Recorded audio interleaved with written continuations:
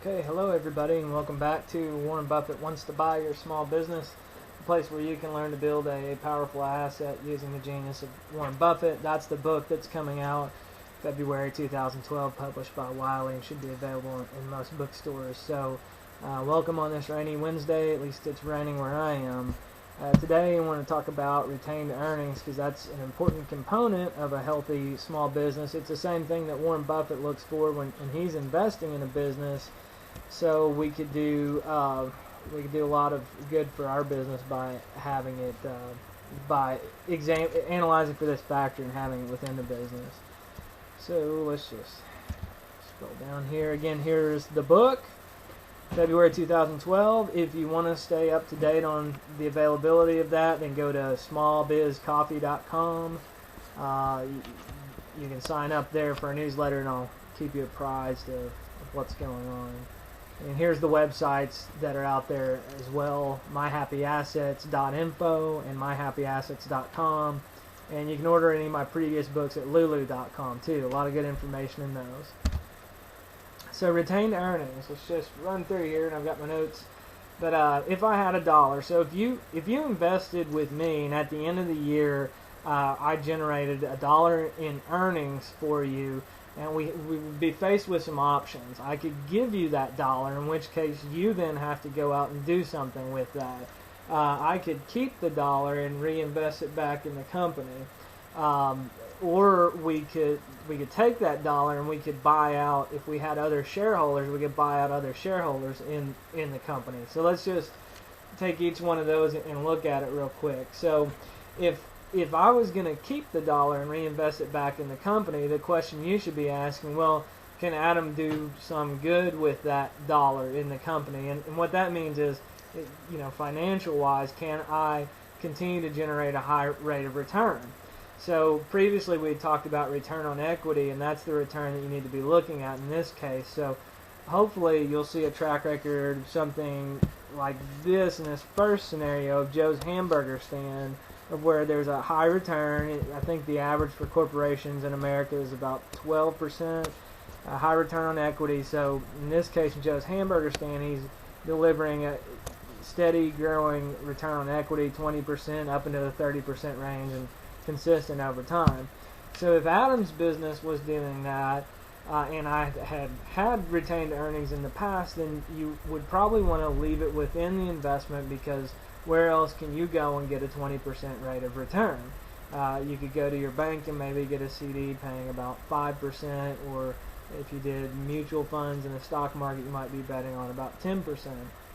On the other hand, if you took it out of the business, you're going to be faced with tax consequences, and now you have to do something with that $1. Now maybe you just want to go buy a donut, and that's fine. That kind of makes it a moot discussion on finance if that's what you want to do with it, but we're talking about what's your optimal investment strategy, use of that $1. Now if I wasn't, so that's if you took it out. Now on point number 3, though, we said we could buy out existing shareholders. So if we did have shareholders, like let's say there's 4 of us. Let's say you invested with me along with 2 other people, and you each put up $2.50 investment. Let's just say we each have 25% share in the business, which means we're all entitled equally. For simplicity's sake, let's say we each get 25% of the earnings.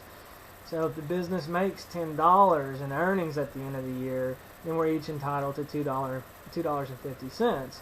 Now with that initial $1 that I was talking about back in the past, if we took that and bought out existing shareholders, let's say we buy out 2 of them, and now me and you each have a 50% share. So at the end of the year, if the business generates $10 in earnings, we each get to keep $5. So our earnings per share goes up by doing that. So again, it kind of comes back to this principle of, if there's earnings left over at the end of the year, the question is, does the business have a strong track record of return on equity? If not, I'd have to make the argument that you probably don't even want to be investing with me to begin with, or be invested in that company. You might want to shift your money elsewhere. But if it does have a strong track record, then do I also have the ability to reinvest it?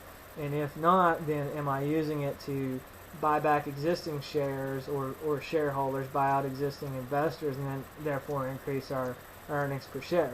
One strong point, but I'm not going off these points necessarily, but I think point number 5, strong ROE but no option. So I could still be a good business. I could still have this strong return on equity, as Joe's Hamburger Stand, going at 20% up into 30%, and up into the 40% range, which is a pretty healthy ROE.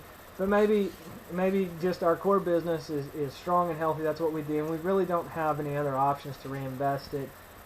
We don't see that we could expand the hamburger stand into hot dogs or buy up other hamburger stands. So it might make sense to distribute that. In the corporate world, it's as a dividend or to buy back shareholders. So that's fine. You just have to know that going in, hey, this is Adam's or Joe's Hamburger Stand is still a good business, but I am going to receive the money as a distribution. I'm going to get hit with tax consequences because of that, but now I can go out and allocate that capital somewhere else that's delivering a strong return. So how to apply this all to the small business? So you see, we're kind of sitting here thinking through these things, and it's really thinking of it in an investment mode and also at a corporate level. But again, break out, examine your business for return on equity first.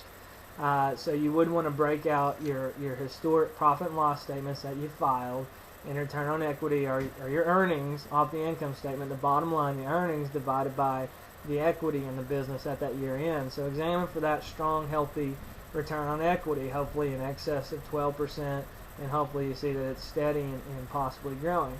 And the second part is, did you retain any of the earnings? So if you had earnings, you can check on your balance sheet, and under the equity section, there should be a portion called retained earnings. So were you retaining earnings during that time? And then going forward, was the return of equity still healthy, 20%, 30%, or were the earnings serving a dilution effect? They're creating a dilution effect where, and we're building up this equity base, but we're not doing anything to generate more revenues on top of that, and therefore our ROE is becoming diluted, and it's becoming subpar and mediocre, down into the 10%, shrinking down to the 5% range, or just anemic on the decline. So that's what you, as a small business, you need to be looking for that. And if not, again, the whole thing, if not, then it's time to take a hard look at getting out or reinvesting your capital. It's the same thing that Warren Buffett did when he got into the original Berkshire Hathaway, which was a textile manufacturing. It was just a poor business, poor economics work in its favor, and he realized this after he got into it, and he started shifting the earnings that were coming in the capital and selling assets in order to buy up better businesses, consumer monopoly businesses. I believe that's when he started buying insurance companies. So he shifted it, and you, as a small business owner, has to take that same hard look at that, because if it can't be fixed, then you're really continuing to you're working an uphill battle, because these underlying economics are working against you. So the last point is the so what factor. So what if we have retained earnings at a high ROE? Well, it's the compounding factor, and I'm going to go ahead to the next slide here.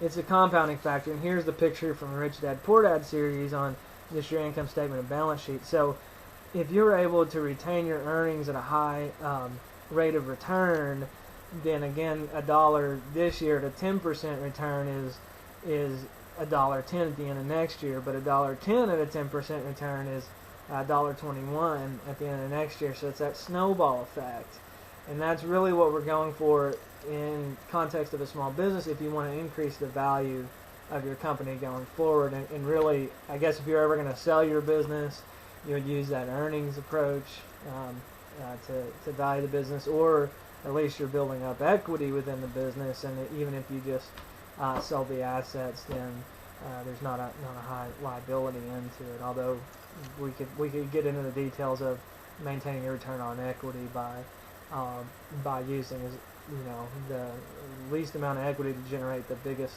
return. So, but you're growing value, and if it's an investment, if it has a stock, the share price should be increasing over time. That's how Warren has invested.